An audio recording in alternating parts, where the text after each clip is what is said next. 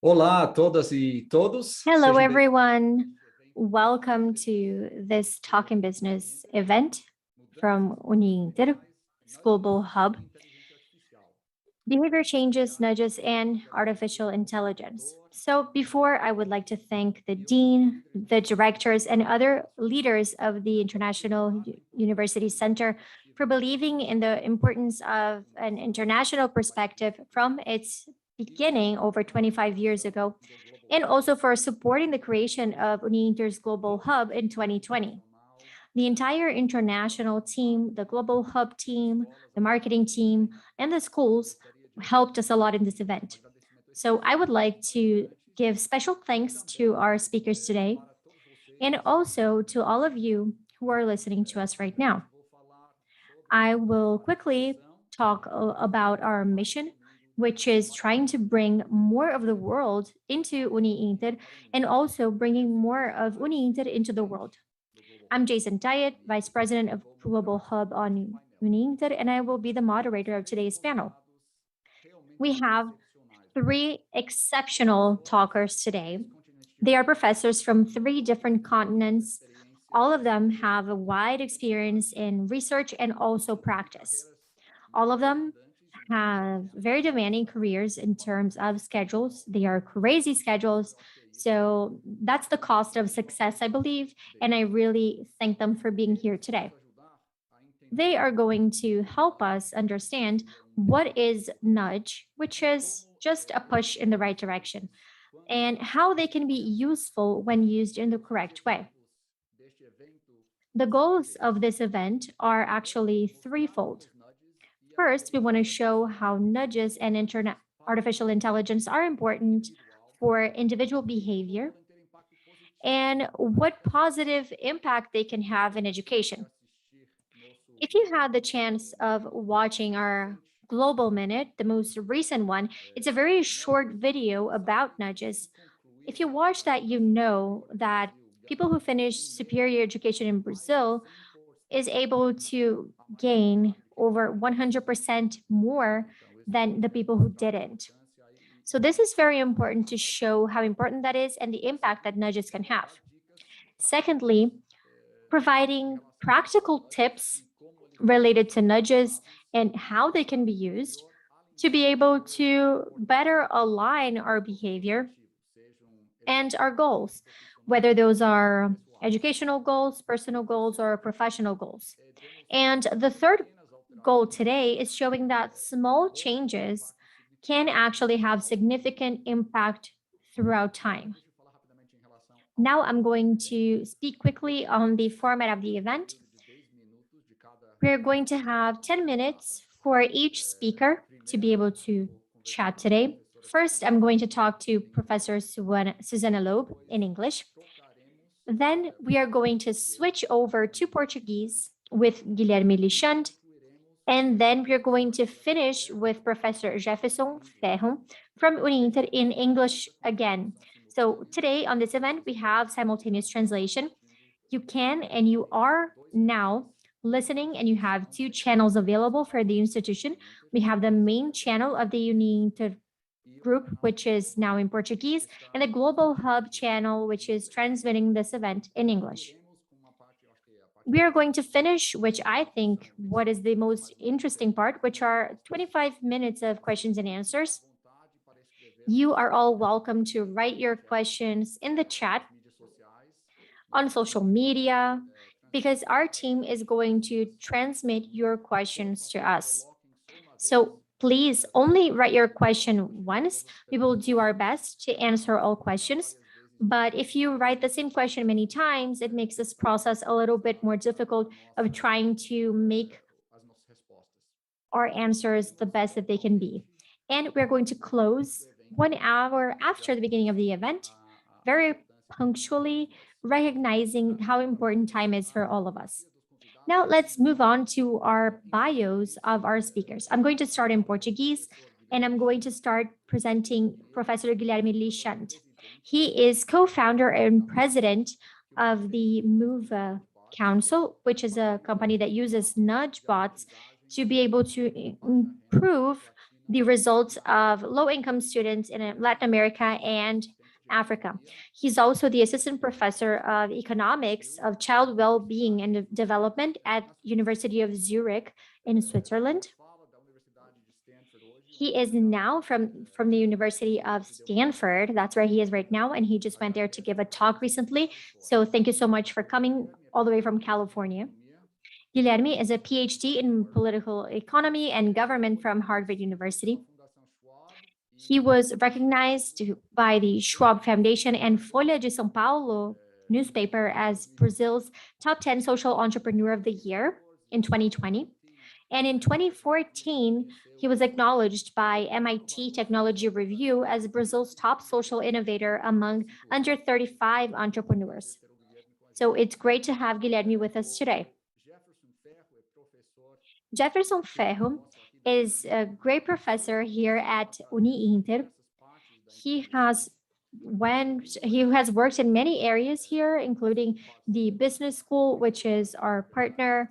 Actually, he was the first partner on these events, but these events actually are focused on all schools of Uni-Inter.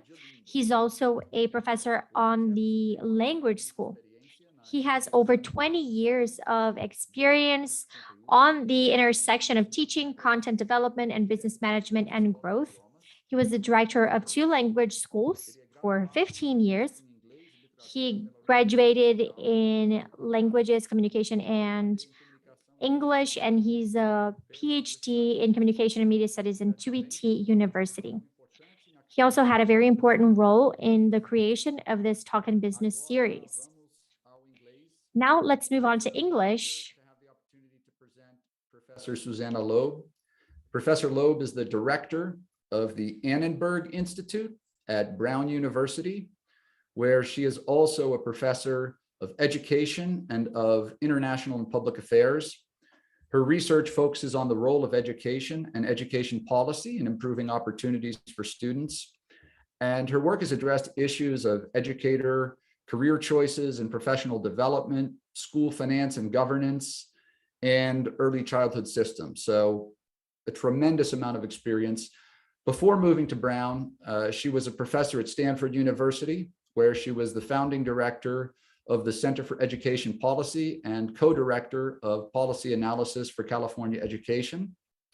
In 2020, she was elected to the American Academy of Arts and Sciences, extremely prestigious recognition of her work. She holds a PhD in economics and a master's in public policy from the University of Michigan, and has undergraduate degrees in both political science and civil engineering from Stanford.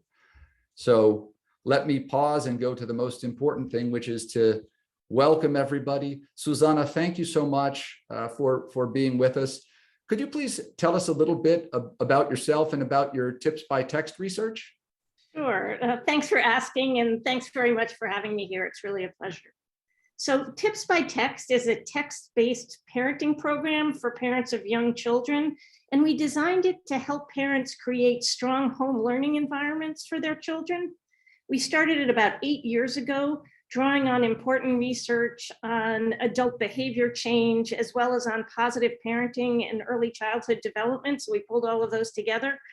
We send parents 3 texts per week for a full school year, and the texts are designed to provide information and then to reduce some of the cognitive load of choosing what to do with children by providing tips for easy activities.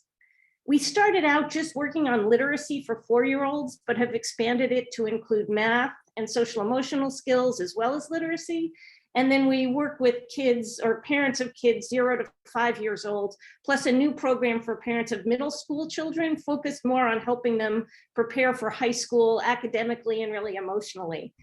The real learning from this program is basically how salient behavioral barriers, which we're going to talk about today, are for parents. And because parents are so passionate about helping their children, they really respond to programs like the ones I think we're going to talk about today that work to reduce those barriers. Great, thanks.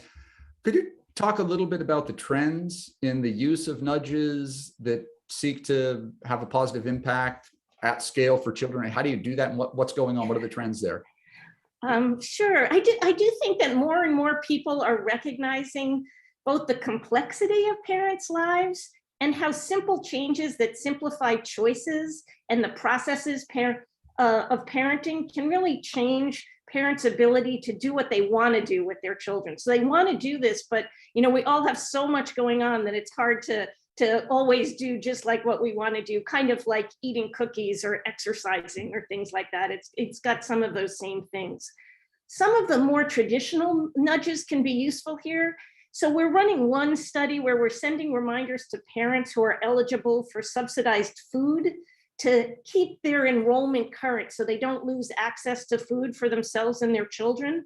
This involves simple kind of reminder nudges to hold their attention, but then we supplement it with links to the websites where they can register, or links to phone numbers that they can just click on to call to set up an interview, which kind of makes that whole process easier. So these are kind of the more traditional nudges. You have one thing you want them to do and you kind of nudge at that specific behavior, which in this case is re-enrollment in the food subsidy program. And I think those can be really useful. However, one of the more exciting developments in addressing behavioral barriers to parenting to me has been more addressing kind of the complex behaviors where you wanted parents to do all sorts of different things. So Tips by Text is trying to get parents to have conversations with their children, to count cars that go by, to make letter sounds, to look at signs, to do all sorts of different things in a very kind of way. And simple tools like Tips by Text can break down the barriers, even in these complex kind of long-term behaviors, by providing these easy to operationalize tips. And that makes it easier for parents to do what they want to do. So I think the trends are to help parents both with the more traditional kind of attention holding nudges, but I think also these targeted longer term curricular programs to address more complex behavior, but still focused on behavioral barriers is kind of a place where I can see this going. Great. So I'm curious, how do you define the content of the nudges that reach specific groups, and how do you so both, I guess there's two parts. How do you define which content you're going to send, and then how do you think about the group and what's the best way to actually get that nudge to them? Yeah, that's a good question. It turns out it's actually very important to think about what content you've got in these. It's not just like it's a text and that will work. It depends what you have in there. So what you tell them actually matters. And to be honest, I think all the research we've done, I feel really strongly that we've been able to change parenting behaviors with Tips by Text. Parents talk to their children more and do more of the activities that we suggest, that we tell them to do. I'm actually far less confident, at least in part because it's not my area of expertise, but whether we're telling parents the right things to be doing. And that's something that requires kind of expertise far beyond behavior change. You need to understand parenting and child development and all of those kinds of things. So as one example, we found that our programs work much better for initially lower performing children, even though parents of higher performing children seemed at least as engaged in the program. And it turns out that what we were having parents do wasn't increasing children's assessment scores for the higher performing children, because the children basically already knew the material that we were going over there. When we differentiated the program, so we got an assessment of the students before they started it and then gave them a program that was more aligned to their needs, we found that it affected them just as much as it affected the lower performing children, which is all to say what you get parents to do actually matters. So for us, in choosing what we get parents to do, we've basically tried to draw on expertise. So for the literacy text, we work with an early literacy specialist. We also align the text with standards that the states produce, which also is based on some kind of expertise. And then we've gotten a lot of feedback from parents so that we make sure that the texts are culturally appropriate.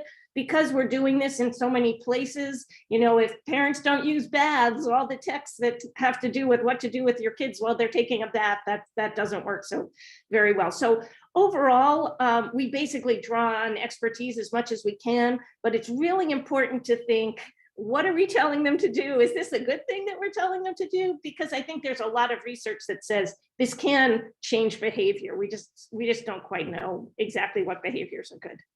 Yeah, no, so I was fortunate. I went to the University of Chicago for an MBA, and this was when Richard Thaler, before he got his Nobel Prize, and I certainly wasn't his most illustrious student, but I was fortunate to have a class with him, and we talked about nudges, and my takeaways were, wow, default positions and getting nudged definitely can make a difference, and also pick carefully what you're going to try to nudge people, because if you nudge them successfully in the wrong direction, that would be not ideal. So I have a question, because since that time, since 2002 or 3, there's been a proliferation of reminders, warnings, alarms, pop-ups, spam. Just the electronic world is extremely busy. So when you've started a tips for text program, or when you're communicating in a landscape that's got so much alerts and pop-ups, how have you adapted to that, and how has that impacted your research strategies and perhaps your results? Well, when Ben York and I started working on this in 2013, spam just simply wasn't an issue for texting. But now, like you were saying, it's clearly a problem, and it could easily get a lot worse. So one of the nice parts of texting is still that phone numbers are linked. So it's still relatively easy for parents to see that the tips are connected to each other and they're coming from the tips by text number. And that's something that they want from the number of people that opt into it. I think they really want it. As a result, we still have very low dropout rates, even though there's so much spam out there. And from everything we do with qualitative studies, we do believe parents are reading and using the texts that we do. Nevertheless, we could easily get to a time when texting isn't the right approach to reducing behavioral barriers for parents. Maybe we'll have a parenting Fitbit or some device that parents wear that doesn't spam or have those kinds of problems.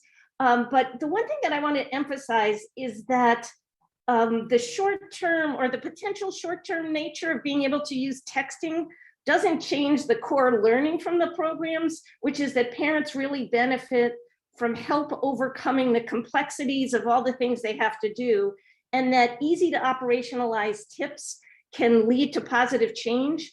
The effects of these programs aren't because they're specifically delivered through text messaging. So sometimes people think text, nudge, if text isn't there, you can't provide information in the kinds of ways that's helpful. I don't think that's true. I think we just have to figure out how to provide the kinds of really actionable tips and information that are useful to parents, but how best to do that may change as these kinds of problems with texting increase.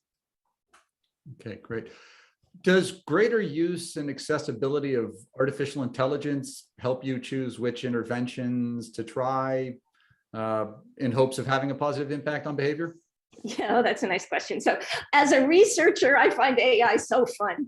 We have kind of an unprecedented learning opportunity. So in a whole bunch of things that I'm doing, we're really thinking about how to use AI.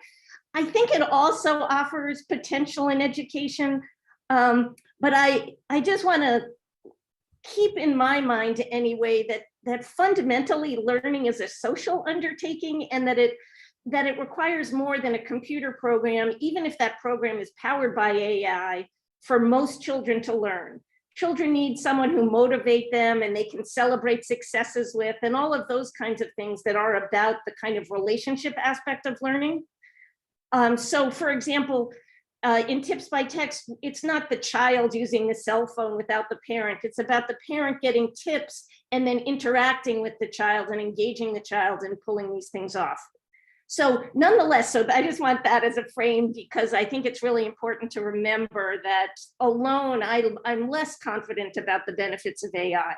Nonetheless, I think what tips by text tells parents to do would be much more effective, even as we found so far, if it were specifically aligned to the children's needs and interests, and actually also with the resources and interests that the parents have. So one simple example might be, which might bring a little bit of benefit, I don't think it's transformational or anything, is that AI could use the location tracker in the phone to help parents provide texts that make use of surroundings like parks or even street signs, and make use of other places that they've been and things like that, so that the tips are more engaging. More complicated, but I also think more likely to be beneficial would be to make use of data on children's developmental levels, which might come from connections to school databases or other sources. And I'd really love to be able to build that into Tips by Text, but it does require access to the data. So we haven't done any of that yet. In any event, I think AI may be able to tailor behavioral interventions much better, both to individual needs and to the resources at hand. And I'm really excited to see how all of this is going to play out.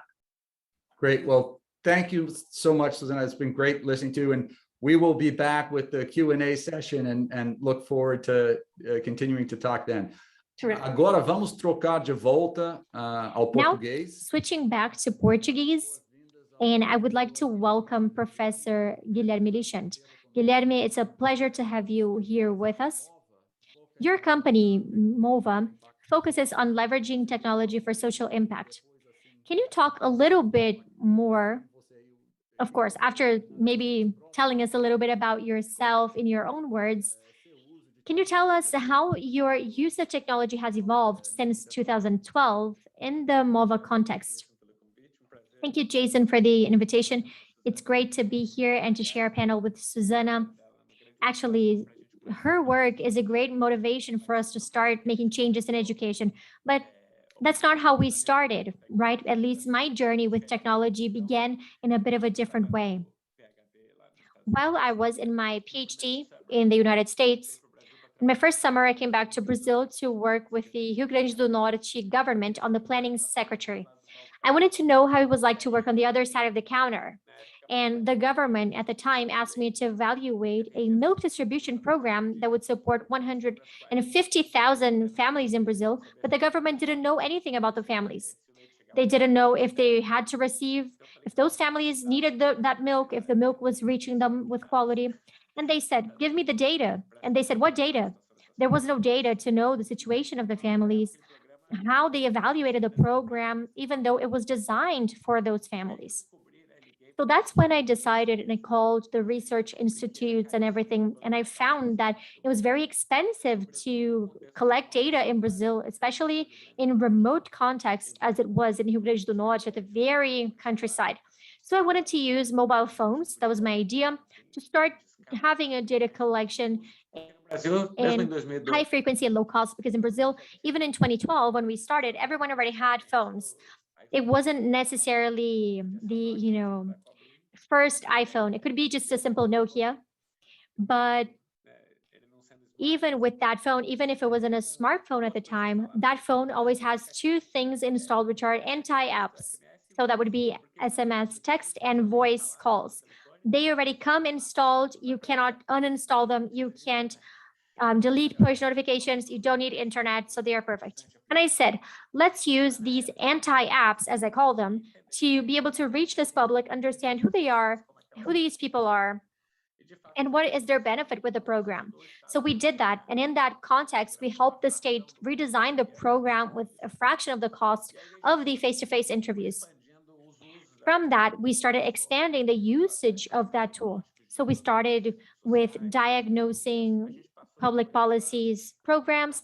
Then we started using the same tool in another direction. So sending information for the public and texts as well. So we worked with the agricultural sector in Ceará to see climate review, the price of their products, reaching them with simple technology, but the right technology to reach the public that we wanted to reach, which is informing decisions of insurance, fertilizers, and that had relevant impact for usually excluded public. Then in 2015, 2016, we started saying, hey, just information maybe is not only what's necessary. So in case of parents for public schools, like Susana was saying, it's not always the parent doesn't know what to do. Sometimes they need motivation, they need attention to be present on the school's day-to-day. So in 2015, Brazil had a request, and they did a research on the study health. So 50% of schools, of public schools, children in public schools in Brazil, no one asks, how was your day at school?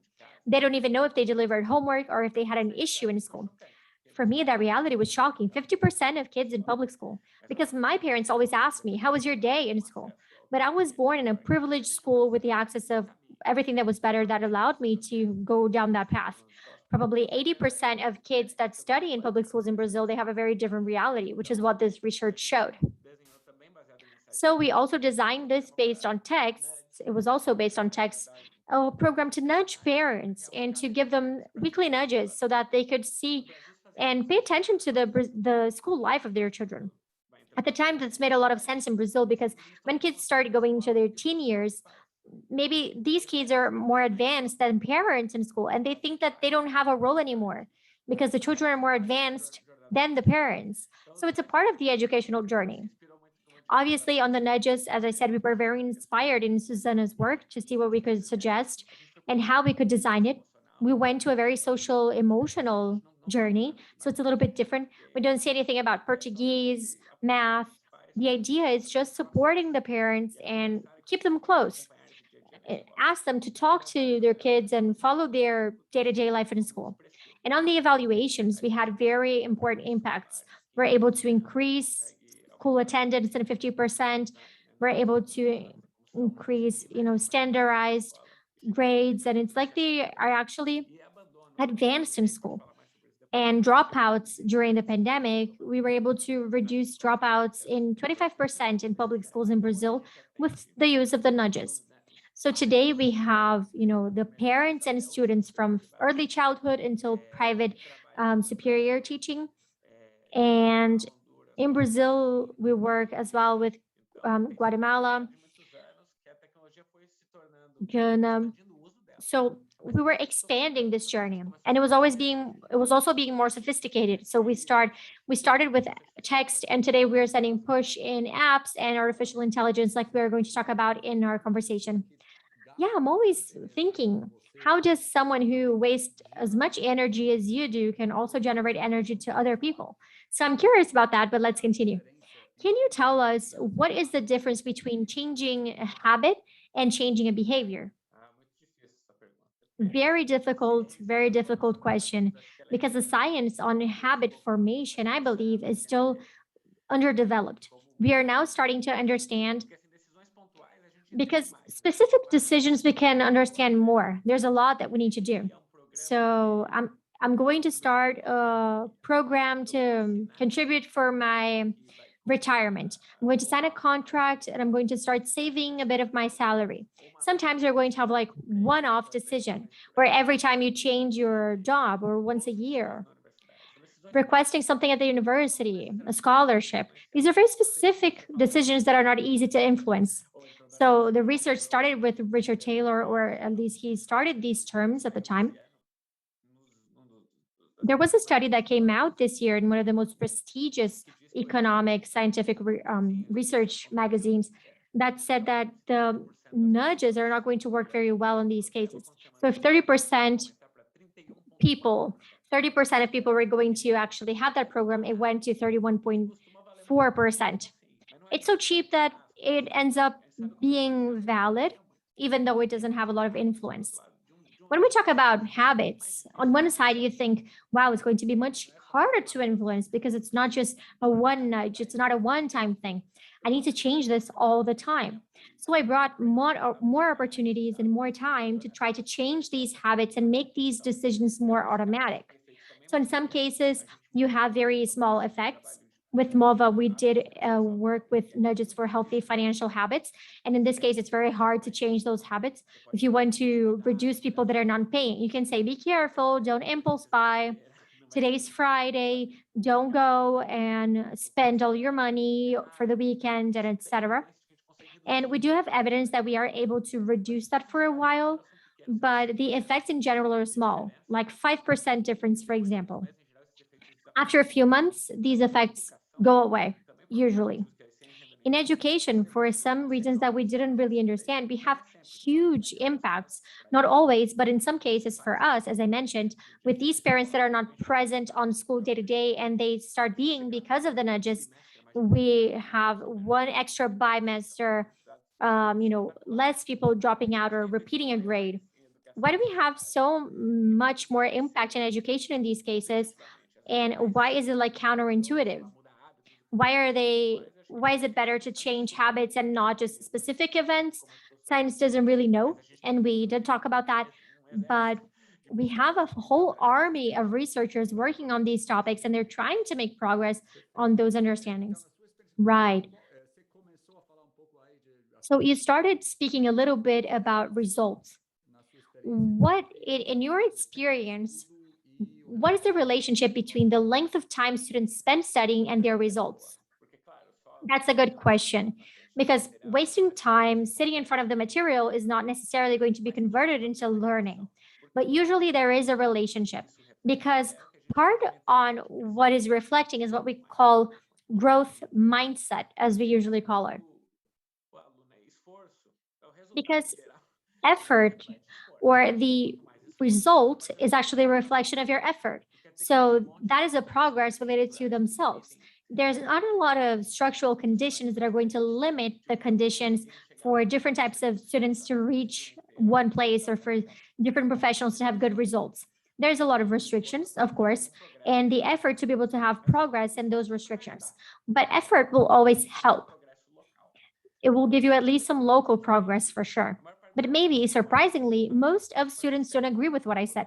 When we ask them, and I already did a recent research in São Paulo, in Brazil, and I'm still analyzing the results. But I can tell you now, in Brazilian public schools, in Brazil, or São Paulo, better yet, students from middle school or high school, we say, if you're not good in math, you're never going to be good at math.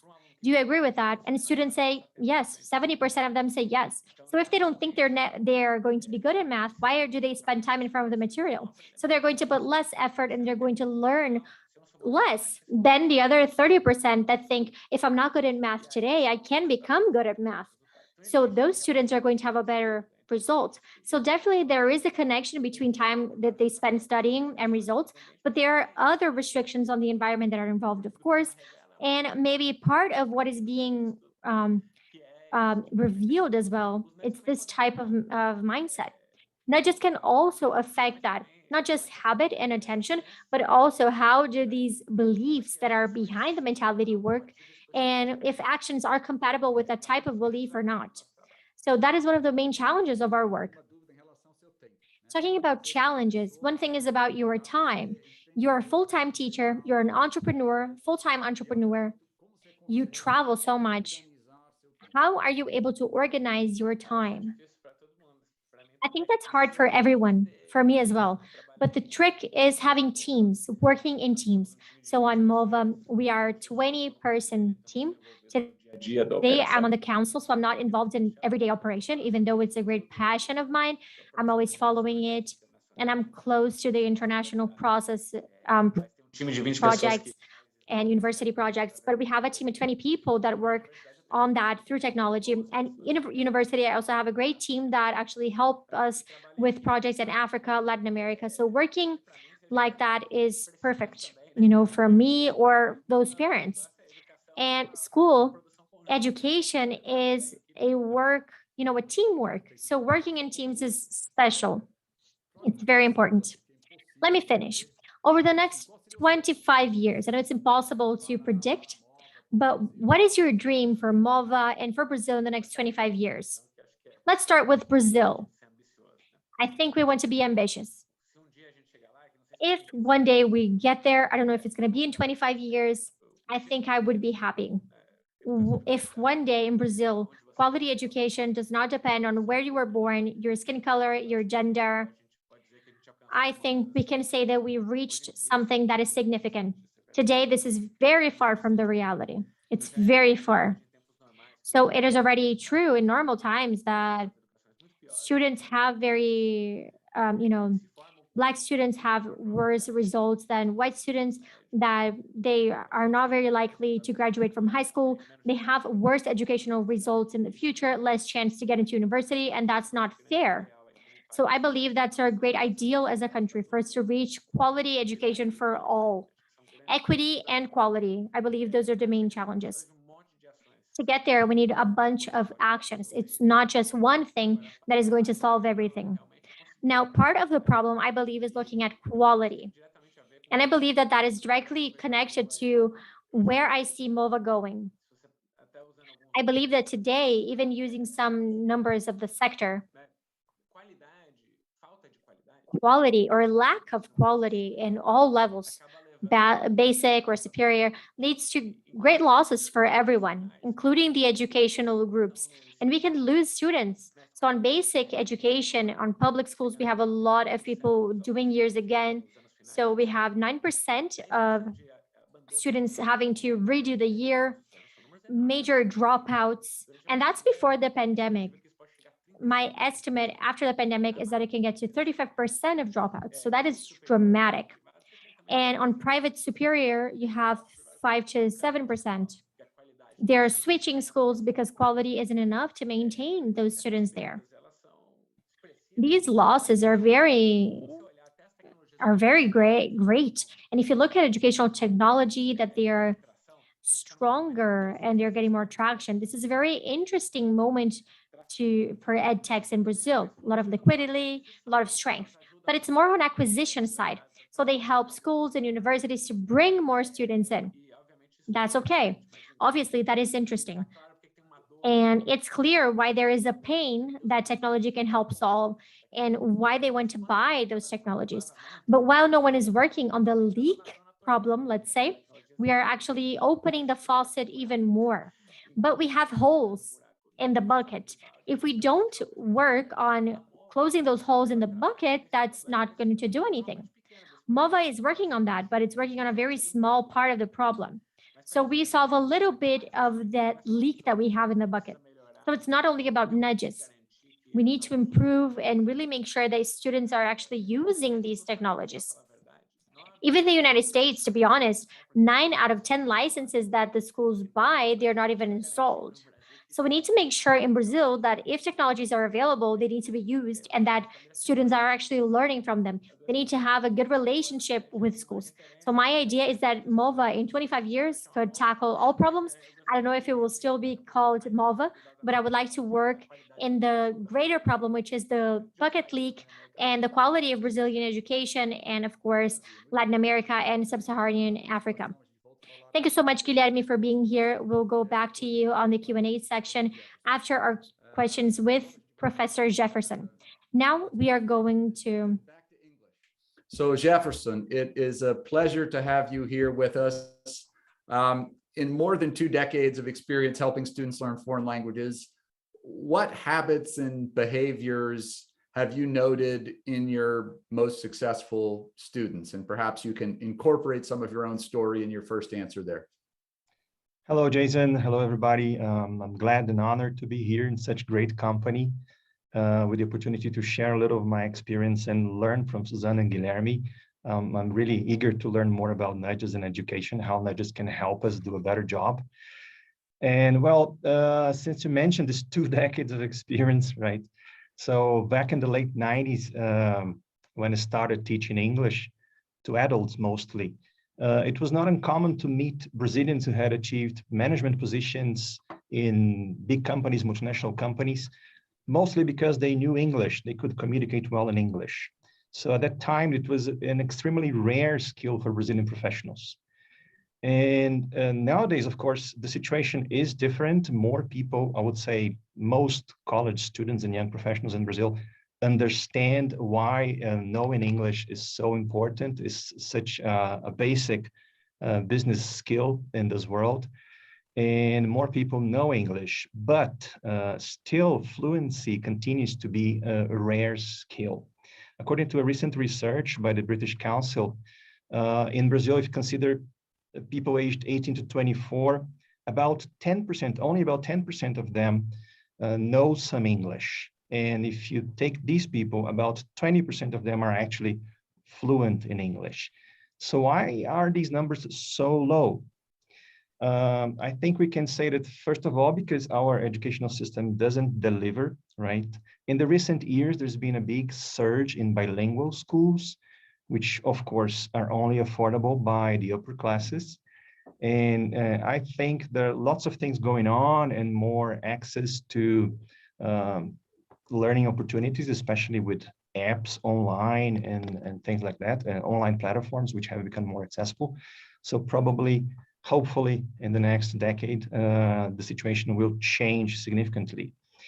But so far, we're still lagging behind in terms of teaching our population, our young professionals and students to communicate in English, which is so important in this world. And I would say that apart from the aspect of the educational system failing to deliver in this aspect, I also think there is something which is cultural. That is, in Brazil, we have a hard time with long-term projects, right? And I think it also has to do with Guilherme's experience. It's difficult really to develop long-term projects in Brazil. And mastering a foreign language is a long-term project. There's no shortcut. You need to put in a lot of effort and a lot of investment in terms of time in order to master a foreign language. So, and this is especially difficult for Brazilians. We love quick fixes, right? Short-term solutions. So this is a little bit of our, I would say, a cultural barrier that contributes to these low numbers of people who can speak English well in Brazil. But in terms of habits and behaviors that can make a good student, successful student, I would say, Jason, that learning autonomy is really important, as it is a long-term process. Students will be studying for a couple of years at least, 2, 3, 4 years in order to master, to have a good command of the English language or any other foreign language.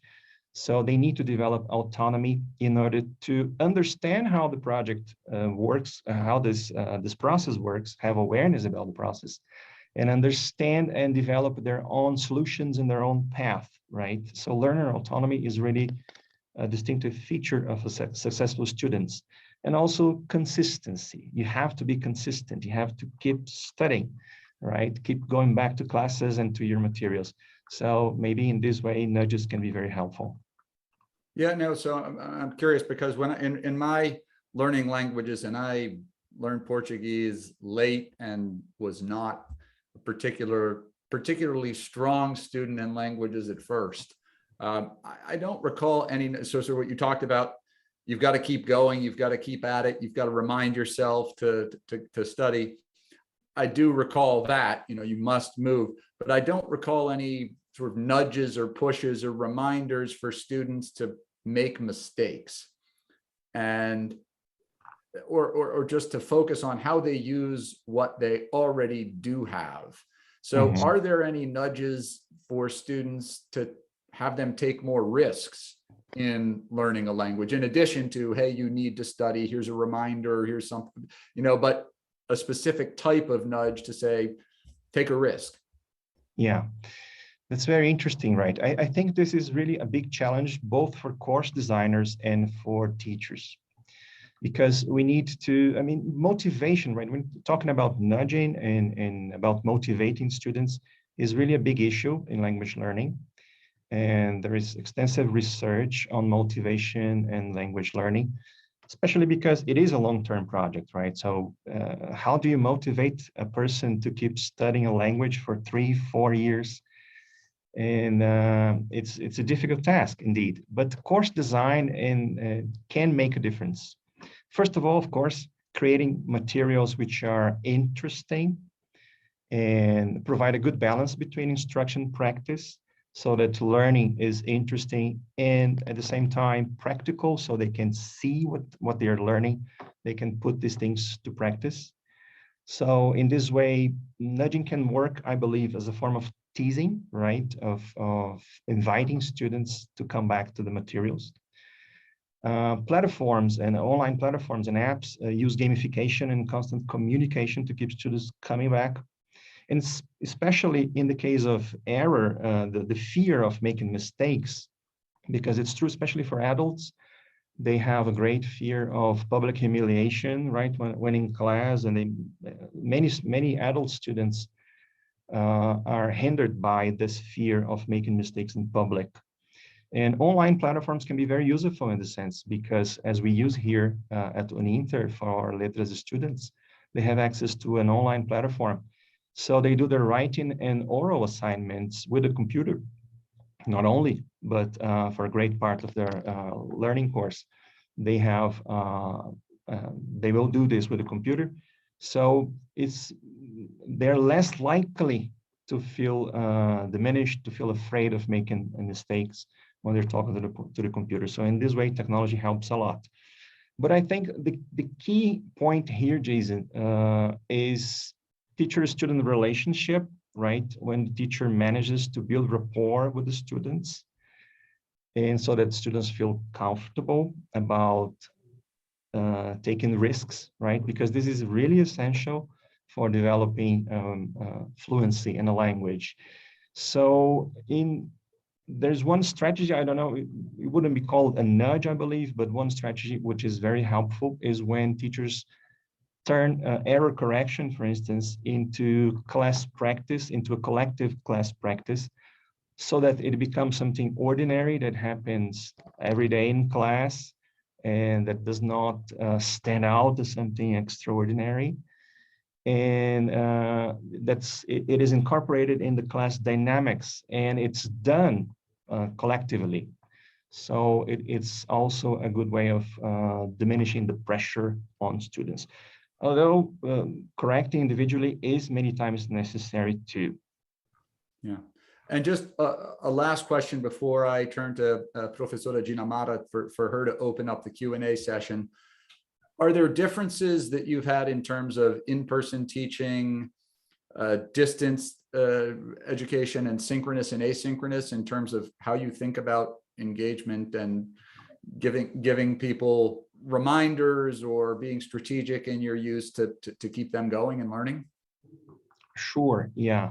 Well, I believe as I told you, building rapport between the teachers, the instructors, whoever they are, be them in a physical class or behind a screen, is really important. And for that, I would say that sharing experiences and presenting yourself as a person, right? And allowing for the students to do the same, to show their emotions, to tell about their histories, about their lives, is something that really makes a difference. And the communication technologies have helped immensely, especially in distance learning, right? Because now we have not only the possibility of communicating instantly with students and sending messages, reminders, and things like that, like the nudge bots, right? But also we can have opportunities like this. For instance, I am talking from our radio studio here at Uninter. And in the last couple of years, dozens of teachers have used this radio studio to broadcast lives and to talk directly to students and to open a communication channel. So I think the big challenge, right, for distance learning students is for this relationship between teachers, instructors, and distance learning students is to feel that we are together, that we are somehow present and accessible to each other, right? So these radio programs that we have here at Uninter, and dozens of teachers, dozens of our academic staff have been doing this, talking to students weekly, on a weekly basis from here. And it does open a communication channel. So I do think that it's quite motivating for students when they see their teachers on every week on a radio program, talking to them about new subjects, about new content, and they have this opportunity to communicate, to exchange information with the teachers too. And just to wrap up, I know our time's short, I'd like to mention an example for how we can bring together the best of the two worlds of education. I mean, if you consider in-person and distance learning, we have a new methodology being developed here at Uninter this year, which is called the Telepresencial ao Vivo, and Ginamara knows a lot about this. She can tell us about it too, in which we have a real physical classroom where teachers and students interact live with classmates speaking from all corners of the country. So we put together, right, the best of the in-person with the best of the distance learning, thanks to, of course, communication technologies. So students work together on their assignments and their projects and the problems they have to try to solve, both the students who are in class and students who are thousands of kilometers away, thanks to communication technologies.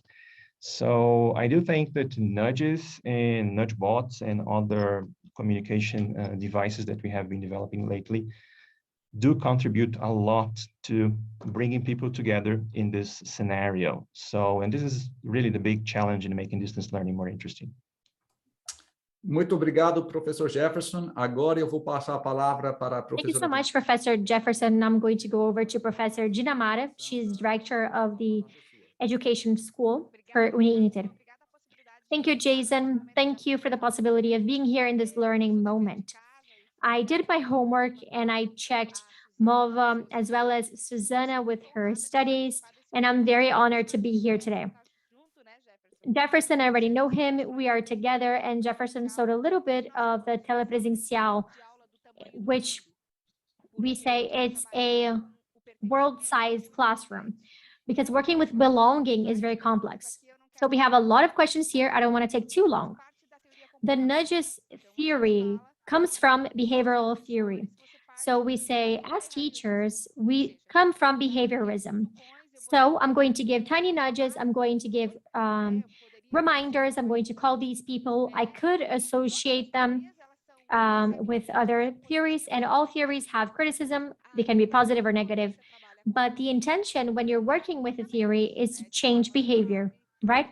In a smooth way, in a provocative way, and at the same time, in a motivational way.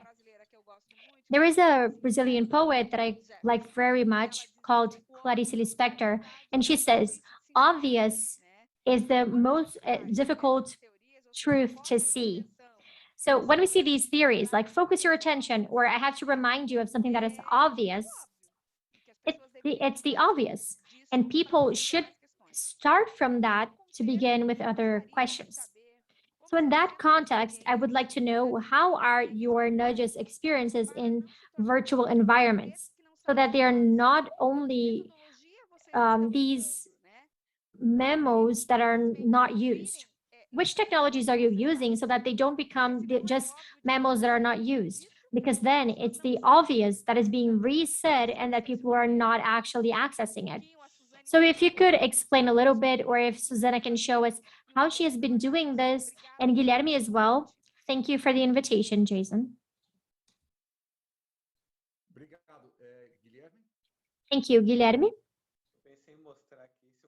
I thought I wanted to show here. If I share my screen, can you see it on the transmission? Otherwise, I can just show internally. But basically, if I just put it here to answer.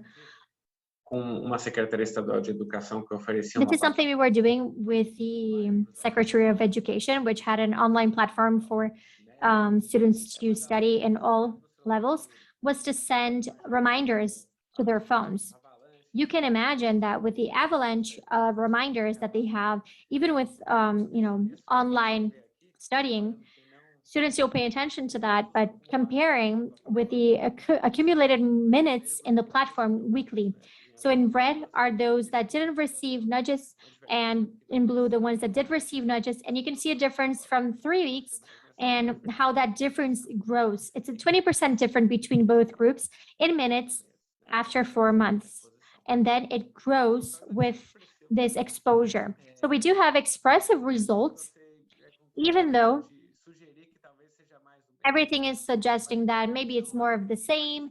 And, actually, we are on a territorial dispute for attention at the moment. So imagine for a parent, they receive a lot of texts, or a mom. But when we have a message from the school, we treat it differently. So, oh, my children's school is sending me a message, something is happening. Or a student from Uni-Inter receives a message from university, and they say, oh, this is something important. This is not just anything. This is from my course. I'm investing my time and putting my heart into this. This is my future. Even though we're competing with a lot of other reminders that you may think is more of the same, it's actually the effectiveness that what is being brought by education changes the mind space of what we consider the reminders.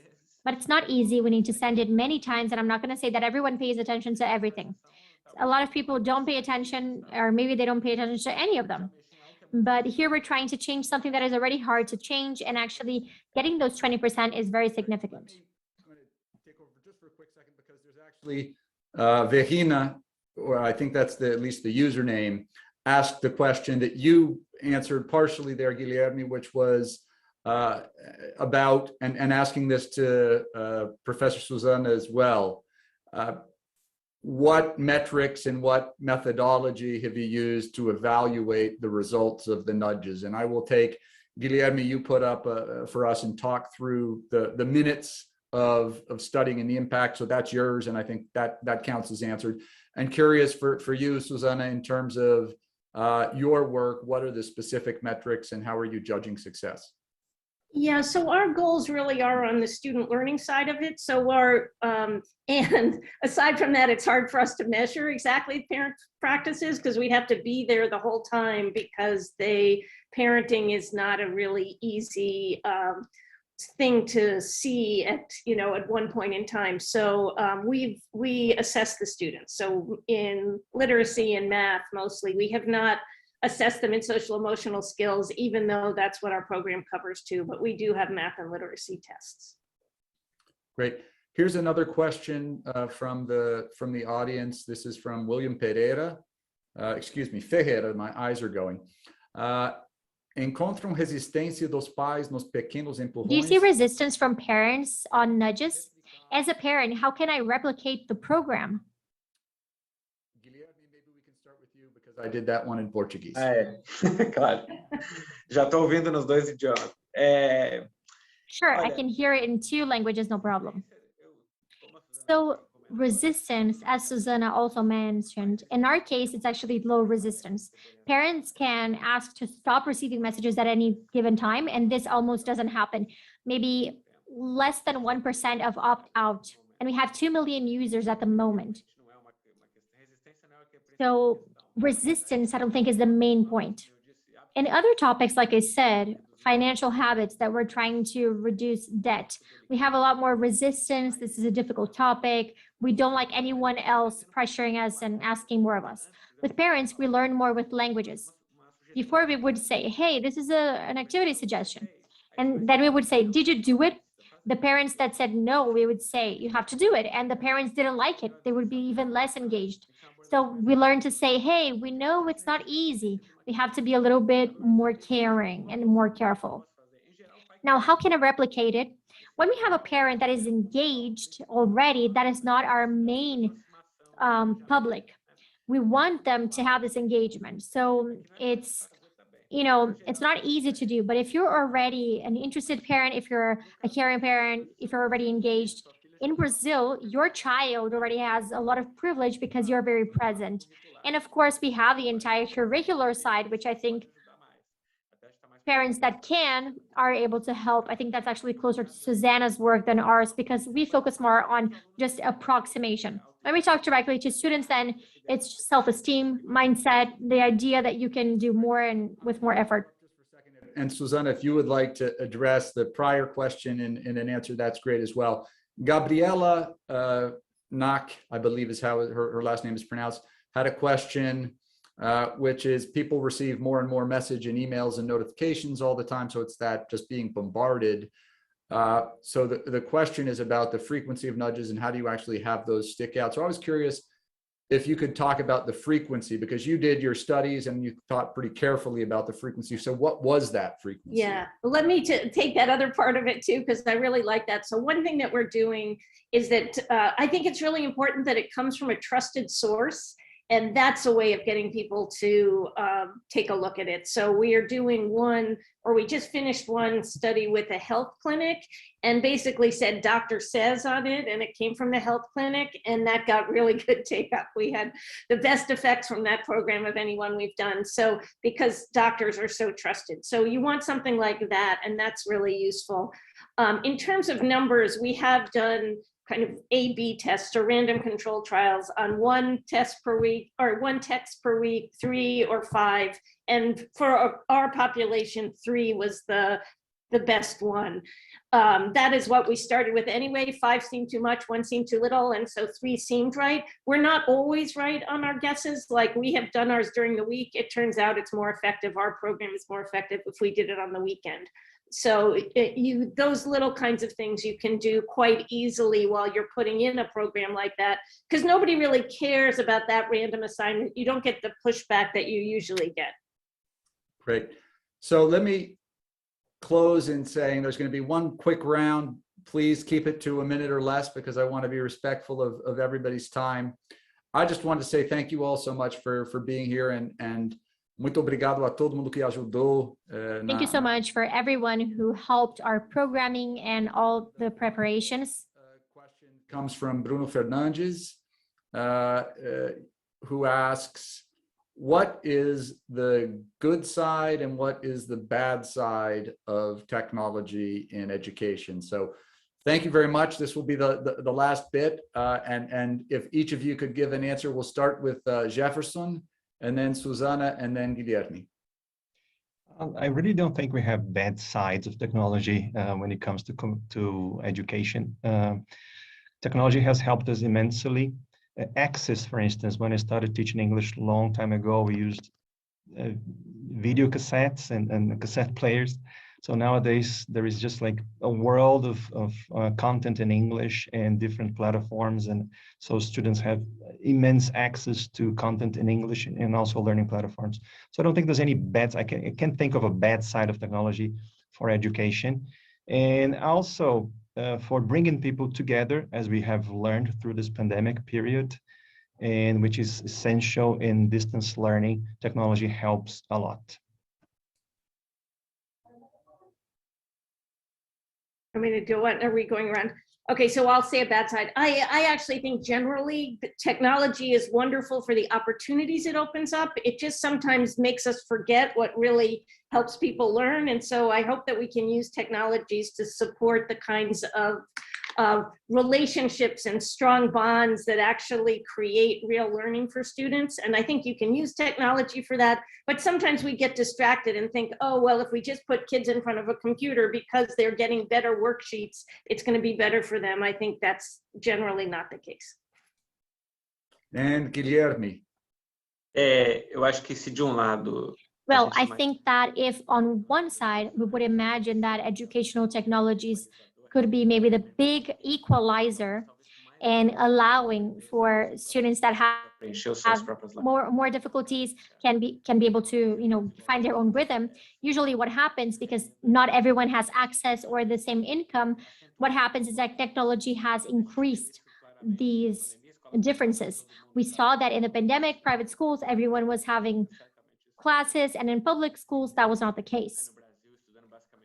In Brazil, studying basically with sheets or watching classes on TV, which is not the same. So I believe we have that high risk. Potentially, the technologies are great, but if we're not careful to make sure everyone has access, we have a lot of impact because of the inequality that we have. So it is a high risk. That could be a negative side. Perfect. So again, I want to thank everyone for being here, everyone in our audience. Thank you for sticking with us. Now you are invited to our next Talk in Business, which will be December 9th. It's the last of 2021 related to Brazilian startups and in Latin America. Thank you very much, Jefferson. Muito obrigado, Guilherme, todo mundo. Bye. Bye-bye. Thank you.